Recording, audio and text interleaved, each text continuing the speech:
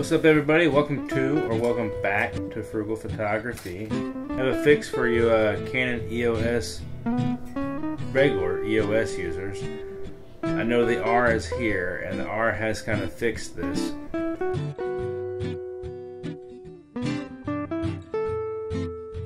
Here's my eyepiece, and the little plastic teeth have cracked. There, falls off. Putting it down by your side, you know, after you take a shot, off. Now they're only $10 or $15, sure, but you gotta order it, right? And anyone who's shot Canon longer than 5 years knows that. Guess what's happening to that next one you order? That's what's happening to it. Take a rubber band, put it around the little slot there.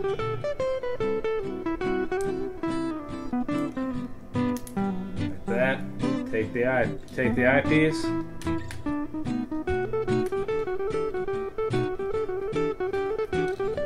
No glue, no nothing.